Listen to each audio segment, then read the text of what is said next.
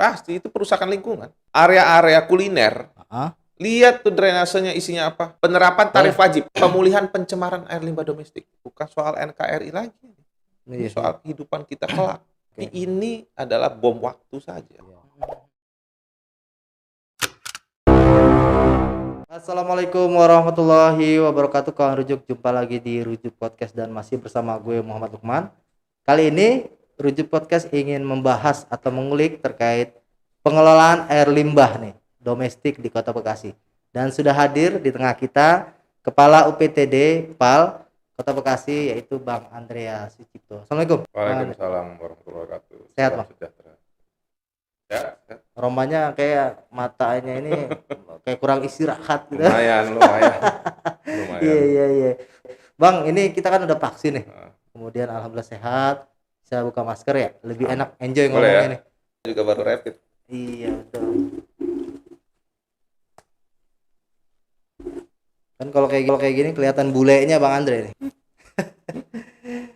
Lagi sibuk apa nih UPTD PAL? Ya saat ini sih kita lagi proses kejar masa transisi. Transisi dari UPTD menjadi BLUD. Oke, nanti kan sekarang UPTD, rencana BLUD, berarti bisa mengelola sendiri. Ya, jadi intinya sih mengelola keuangannya sendiri ya. Dan bisa memberikan fleksibilitas dalam pelayanan. Oke. Itu kunci utamanya sih. Oke. Kalau dari sisi kinerja nggak jauh beda ya? Kinerjanya akan lebih profesional. Karena Lebih kalau profesional, kita lihat itu sebenarnya di sini tuh manajemennya sudah manajemen ke arah swasta ya, private. Kayak perusahaan kayak gitu? Ya. Oke. Jadi udah ke arah swastanisasi, walaupun komposisi dari sisi anggarannya itu masih 50-50 APBD. Bisa support APBD, tapi bisa juga swasta terlibat di sini. 50% APBD, 50%-nya dari pendapatan. Oh, pendapatan. Oke.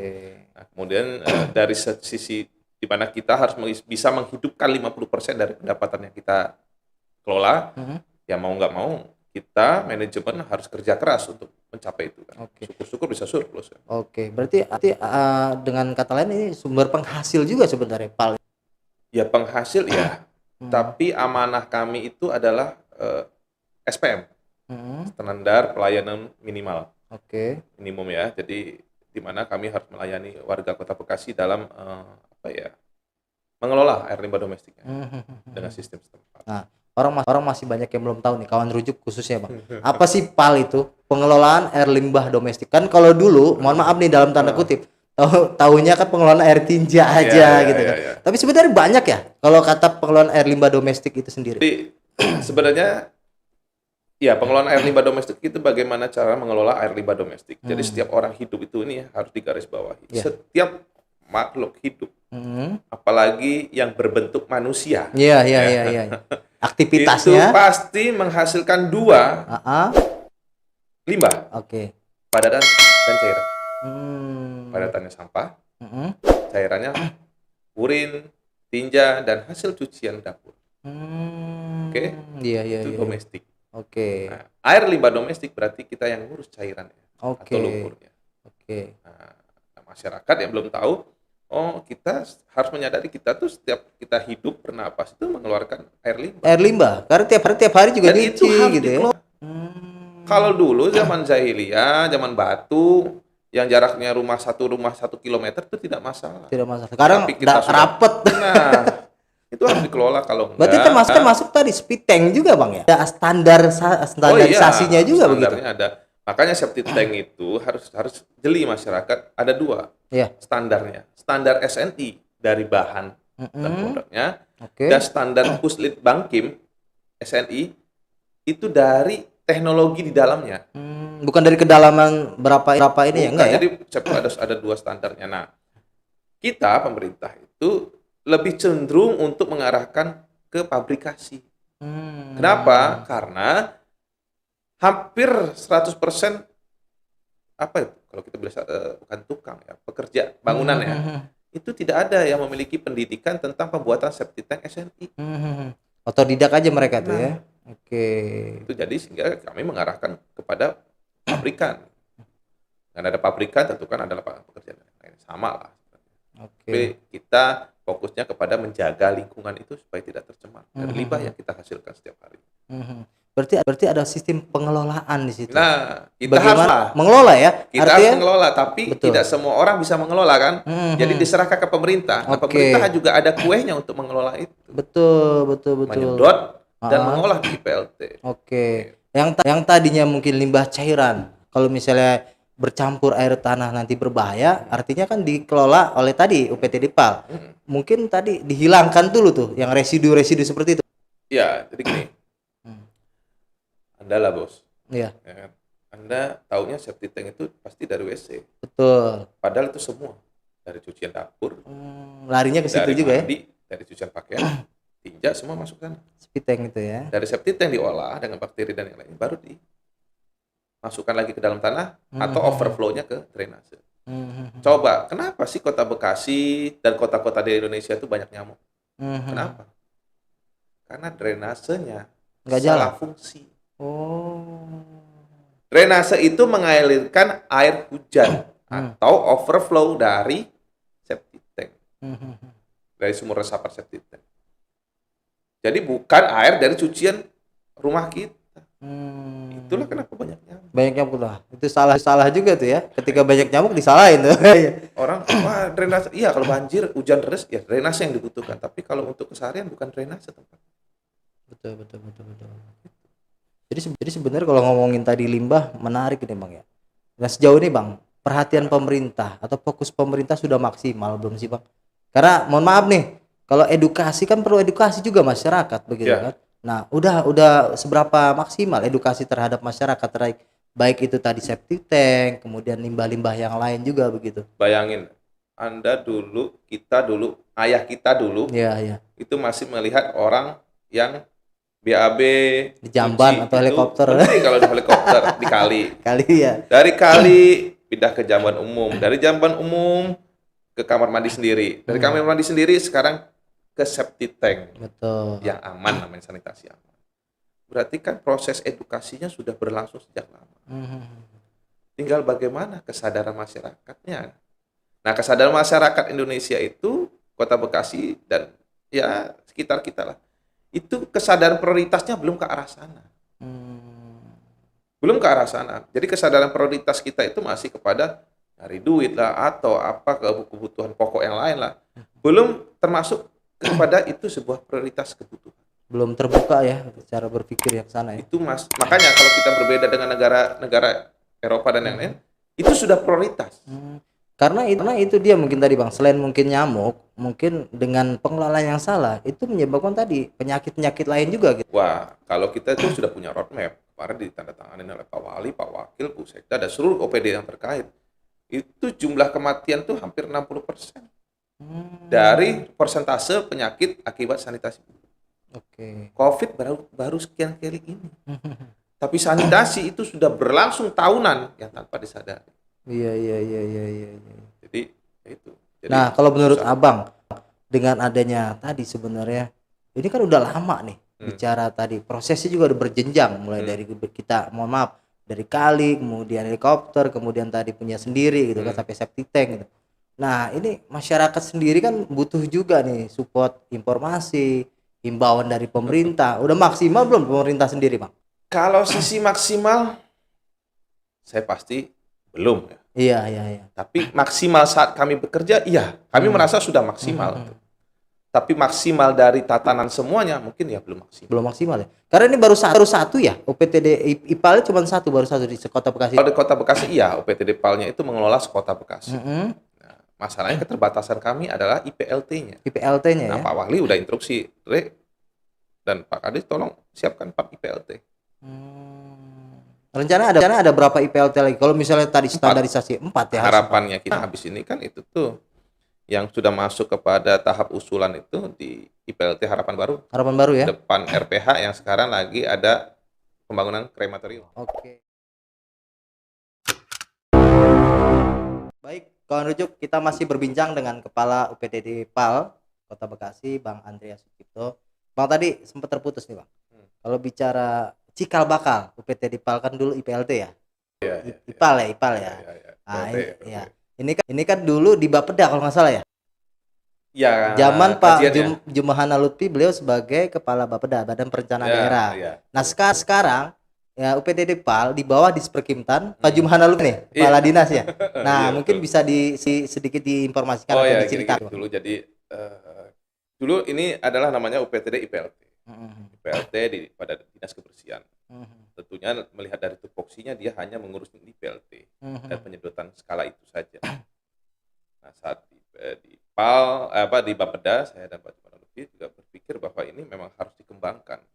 Pengelolaannya tidak bisa hanya untuk pengolahan dan penyedotan, tapi mengelola semuanya. Oke, dibuat kajian, Pak Cucu setuju, Pak Wali setuju. Nah, dipresentasikan tuh ada Pak Wali, Pak Wakil, Pak Sehu, Pak Roy, semua jajaran kepala dinas. Oke, dikasih waktu untuk melakukan perubahan. Pak Dadang duduk dengan ketepatan nih. Jadi kepala Disperkintan. Disbangkim namanya dulu. Disbangkim dulu ya. Oke. Ketepatan, cuman masih bingung kan. Akhirnya Pak Dadang dengan mendapatkan informasi dari kiri dan kanan. Oke, kita lanjut. Ini penting katanya. Iya. Jadi lo UPTD PAL. Sekarang Pak Jumana Lutfi jadi atasan saya lagi nih. Di Disperkintan. Oke. Nah, sekarang masuk fase kedua. Oke, dari perubahan UPTD menjadi BLUD. Oke. Ini yang pertama di Indonesia. Di Indonesia? Iya. Oke, bisa menjadi contoh juga nih ya. Nah, contoh ini semoga bisa menggerakkan UPTD di seluruh Indonesia untuk bisa lebih mandiri dan lebih profesional. Sebenarnya untuk pembentukan UPTD menjadi BLUD sudah ada aturan sendiri, Bang ya? Oke, berarti ini paling siap di UPTD PAL kalau bicara UPTD ini. Jadi kalau yang selama ini kan cuma dari Dinas Kesehatan, dari unsur kesehatan dan unsur pendidikan kan. Tapi kebanyakan unsur kesehatan dari Puskesmas, dari UPTD menjadi BLUD sekarang. Pertama di Indonesia nih untuk sektor air limbah dari UPTD menjadi BLUD. Memang cukup lumayan panjang jalannya. Di masa transisi ini yang luar biasa beratnya, alhamdulillah didukung dengan seluruh pimpinan. Apalagi pandemi ini mungkin ada pengaruh nggak nih, Bang? Nggak ada pengaruh ya? Nggak ada pengaruh. Jadi jalan terus karena sifatnya dia menyusun kelengkapan itu regulasi. Nah, rencana perubahan sendiri dari UPTD ke BLUD ini tahun berapa bisa dilaksanakan? Kalau dari tim penilai kemarin dari rapat pertama diharapkan per 1 Januari. 1 Januari 2022 ya? Iya. Oke. Makanya kita masa transisi ini untuk memperbaiki semua kekurangannya sehingga saat 1 Januari kita berjalannya ya paling tidak di jalan yang beraspal lah. Oke. Bukan masih jalan yang tanah. Jadi fasilitasnya dulu dibenerin juga ya, gitu ya. Berat juga. Makanya kalau tadi bilang agak lelah ya. Iya. Kita dan tim tuh hampir nggak tidur, nggak pulang. Kelihatan kok. Saya lihat waktu dulu kayaknya nggak sekurus ini gitu Bang Andre. 2 bulan turun hampir 5 kilo. 5 kilo ya? Oke. Nah tadi dilanjut Bang, IPLT kan idealnya satu kota itu 4 ya? Satu kota itu bukan 4 IPLT-nya. Satu IPLT itu nggak masalah. Yang penting kapasitasnya. Kita untuk mengelola satu kota, ini sekarang kapasitas 120 meter kubik itu bisa menampung hanya 6%. 6%? Berarti yang di sini cuma 6% doang? Kalau mau 100%, ya kali aja. Ditambah lagi berapa kali berapa ribu meter kubik per harinya yang harus disediakan oleh pemerintah untuk mengelola semua. Itu butuh lahan kosong artinya? Atau bagaimana? Kalau lahan kosong tidak juga. Enggak juga ya? Ya paling cukup lah harapan baru dengan sumur batu selama di-upgrade. Kita kan pakai sistem mekanis nih. Mechanical electrical beda dengan konvensional yang butuh, bayangkan 120 meter kubik kalau pakai konvensional dia butuh 1,2 hektar. Tapi dengan mekanik ya? cukup 2000 meter itu aja. sudah termasuk parkir truk. Jadi kalau mau lahan sumur batu kalau di-upgrade sampai 2000 pun nggak masalah. Bisa ya? Bisa. Canggih bener itu ya? Bisa. Selama nggak mati lampu aja. Yang penting nggak mati lampu. Ya itu kan musuh. Berarti dukungan dari negara juga PLN dalam hal ini ya. Dan genset. Harus punya genset sendiri. Jadi dukungan dari PLN dan genset. Genset ya. Pemerintah lagi tuh ya. Harus beli genset lagi. Oke. Nah yang di IPLT yang di di Harapan Baru Bang. Ada kendala nggak sih Bang? Sampai dengan saat ini kayaknya belum kedengeran ini Bang. Ya yang di Harapan Baru itu karena kita ngusulin ke pusat. Itu kayaknya udah lama tuh kalau nggak salah tuh. Ya, kajiannya 2017, 2018 kita itu tarik menarik 2019, 2020 dan kita ngajuin lagi 2021 ini. Alhamdulillah masuk, semoga tahun 2022 bisa terbangun. Dan Pak Wali kan juga bersama jajaran juga sudah berbicara dengan Bu Dirjen Cipta Karya kan. Salah satu agendanya adalah harus terbangun ini. Iya. Gitu. Jadi dan syarat-syaratnya banyak. Syaratnya sebenarnya udah dilaluin untuk membentuk IPL. Itu banyak dari AMDAL, rekomendasi A, B, C, BUSCC, SDA, banyak lah pokoknya. Kan itu deket kali Bang, kali Bekasi. Ya. Artinya ada ini nggak GSS nggak sih di situ? Berlaku nggak sih kalau ini? Walaupun GSS, tadi iya GSS. Ya berlaku. Artinya kan walaupun ini untuk pemerintah, tapi kan ada aturan tersendiri mengenai GSS itu sih. Iya, harus. Makanya rekomendasi kita ke BUSCC gagalnya kita harus redesign layout. Oke, diulang lagi tuh. Mana anggaran sudah berakhir setahun yang lalu kan, mau redesign juga susah kan. Iya. Mau redesign lagi, harus layoutnya berubah lagi, agar GSS-nya tidak terkena, karena katanya sih ada rencana untuk itu ya. Untuk penerapan dari itu kan pas Pak Menteri datang pas banjir 2020. 2020 betul. Ada penerapan rencana itu. Ya, dari sampai bendungan tahap 2 bendungan sampai ke kabupaten ya. Oke. Nah itu kan ada juga bangunan lain Bang di situ. Kayak tadi rencana krematorium itu begitu. Krematorium kan lagi proses pembangunan. Proses pembangunan ya? Oke. Itu sama juga bersinggungan dengan tadi proses IPLT juga. Nah, karena penunjukan penunjukan penggunaan lahan namanya. Saya lupa lagi.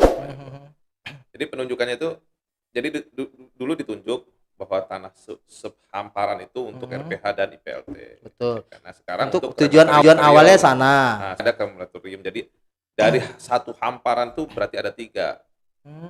Ditambah satu lagi item tadi yang krematorium ya. Harusnya 2 kan. Nah, jadi satu sekarang krematorium. Sekarang kan peletakan batu pertama. Mudah-mudahan itu bisa mengakomodir permasalahan tentang perjenazahan. Iya. Satu sisi ya bagus lah, kita dukung lah seperti itu ya. Tapi ada sisi lain juga tadi, IPLT juga kan penting juga nih karena bicara limbah. Berarti selama ini tadi untuk RPH itu mereka, mohon maaf, limbahnya itu kemana Bang kalau belum ada IPLT? Nah, limbah setiap RPH itu memiliki satu kesatuan. Jadi ada tempat potong hewannya, ada pengolahan limbahnya, baru dimasukkan ke badan air. Sama seperti pasar juga punya IPAL-nya baru ke badan air. Jadi semua sama dengan TPA juga sampah, ada IPA Lindi untuk mengurus lindinya, mengolah lindinya baru ke badan air. Jadi itu merupakan satu rangkaian. Jadi kan IPAL sendiri kan belum berfungsi maksimal di situ. Nah, maksimal atau tidaknya itu ada di dapur sebelah. Ada. Kawan Rujuk, tidak terasa kita berbincang di sesi terakhir dengan Kepala UPTD PAL Pengelolaan Air Limbah Domestik, yaitu Bang Andre Sucipto. Bang, tadi panjang lebar kita bicara nanti akan merencana perubahan UPTD menjadi BLUD gitu kan. Terus tadi penambahan IPAL rencananya. Nah, di sesi ketiga juga kita pengen tahu Bang, karena bicara pengelolaan air limbah domestik, ini kan air limbah nih. Semua tadi Abang juga sudah sampaikan, semua manusia yang hidup pasti punya limbah gitu. Nah, bagaimana dengan fasilitas-fasilitas publik, baik itu pasar, terminal, rumah-rumah makan? Mereka sudah punya belum sih Bang standarisasi pengelolaan air limbah domestik itu sendiri? Nah, ini kan pengawasannya ada di UPTD PAL sendiri kan? Oke. 90% lebih nggak ada yang punya. 90%? Sekarang gini ya, baru punya IPAL itu satu. Adalah restoran-restoran yang yang kelasnya internasional. Contoh itu udah punya ya IPAL-nya? Pizza tidak semua. Ada beberapa. Bakso Bujangan, punya IPAL. Oke. Biasanya standar nasional, standar internasional pasti punya. Standar lokal yang punya. Jadi banyak juga 90% Bang yang belum ada, itu gimana tuh Bang? Cek aja. Ini belakangan ini cek aja. Nah, kewajiban pemerintah bagaimana Bang? Kan ini kan ada kawasan sendiri. Kita sudah ada Perda nomor 5 tahun 2018 tentang pengelolaan limbah domestik. Iya. Kan? Sudah ada turunannya perwalnya 36 2019. Jadi secara peraturan itu sudah jelas. Iya. Cuman pemerintah kalau mau memberikan sebuah tindakan, ketegasan di situ. Ketegasan kepada semua itu tidak mungkin. Sekarang sudah berjalan sekian tahun dari perda itu disahkan. Menyampaikan perda itu sampai ke masyarakat itu susah. Susah ya. 2018 sekarang 2021, 3 tahun Bang. Kita punya program kemitraan penyedotan oleh mitra swasta tapi melalui UPT Depal. Itu kita punya brosur digitalnya, kita sebar ke tingkat RW RT, nggak juga sampai ke tengah masyarakat. Nggak juga sampai ya. Sampai. Oke. Kendalanya apa nih Bang? Kalau menurut Abang yang amati sendiri? Susah. Buat rekan-rekan semua gini aja deh. Kami punya program brosur digital dan himbauan kata-katanya. Kita kasih ke lurah, ke camat terusin ke lurah nerusin ke RW nerusin ke RT. Dan RT nerusin ke masyarakat. Oke. Gue yang tinggal di Jati Asih, nggak ada tuh di grup. Dikasih tahu kayak gitu ya sama RT RW-nya. Broadcast ya, brosur digital yang kita buat. Gue nggak dapat tuh di tingkat RT RW. WA lingkungan gue. Padahal ke tingkat kelurahan sudah waktu di share. Jadi kadang-kadang putusnya itu di mana itu nggak tahu. Nah itu putus komunikasinya itu ya. Oke. Jadi gimana masyarakat mau sampai? Ternyata ada komunikasi yang putus. Nah kalau dibiarkan terus Bang, dengan kondisi saat ini Bang, ini ada dampak atau bahayanya nggak nih Bang? Kalau tadi pengelolaan IPAL tidak secara standarisasi seperti itu Bang? Ya pastilah. Pasti itu perusakan lingkungan. Merusak lingkungan sendiri. Lihatlah area-area kuliner. Lihat tuh drainasenya isinya apa. Iya. Ya udah itu aja. Sama aja kita numpukin sampah di depan rumah kita. Apa efeknya? Pasti kesehatan dan lingkungan. Kesehatan, betul. Ini kota besar. Kalau kita tidak bisa memanage bersama-sama, hancur.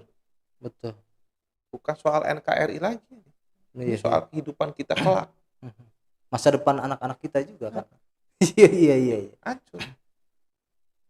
Apa ya Anda melihat nikmatnya kita keluar dari gang, keluar dari rumah, itu ngelihat semua bertebaran kayak gitu. Jadi baunya juga udah menyengat banget itu kalau gitu limbah kayak gitu Bang. Kota yang sudah masyarakatnya terstruktur, menyadari itu merupakan sebuah prioritas. Budaya sudah terbentuk. Keluar rumah ini wangi. Keluar rumah tuh bersih. Betul. Itu indikator saja. Saya kemanapun saya pergi, yang di negara itu penerapan pengelolaan limbah domestiknya baik, nggak pernah kena gigit nyamuk. Nggak pernah digigit nyamuk. Oke, DBD malaria nggak ada. Coba ke Bali. Iya. Ada nyamuk nggak? Di Denpasar? Nggak ada kayaknya. Iya. Bali ya, cukup Bali padahal di Indonesia juga. Ya, itu dari ujung ke ujung tuh pakai pipa deh. Nggak pakai sedot lagi, dia pakai pipa. Pengelolaan limbahnya. Itu dibuangnya kemana? Bali juga itu ada nanti di ujungnya ada IPAL besar. Itu untuk mengolah air limbah domestik seluruh. Itu sistem perpipaan. Makanya negara-negara maju pasti sistem pengolahan air limbah domestiknya menggunakan sewage atau sistem perpipaan. Kita masih generasi awal nih, sedot itu generasi awal. Sekarang bayangkan aja kita Kerawalumbu aja punya DED dan yang lain, mungkin ya salah satunya kurang komunikasi, tapi kita di demo. Iya. Kami nggak butuh IPAL, yang kami butuhkan adalah supaya tidak banjir. Padahal pengaruh di situ. Ya ngaruh lah. Iya, karena mampet tadi kan. Iya. Lah namanya kita mau membuat sistem perpipaan, itu bukan hanya pipa yang kita bor di dalam tanah, tapi drainasenya pasti kita perbaiki juga. Betul. Itu dananya dapat bantuan dari Asia Development Bank dan APBN. Cuma masyarakat tidak mau dan yang lainnya. Iya. Dan yang nggak habis pikir, yang protes juga orang dari Cipta Karya, pensiunan.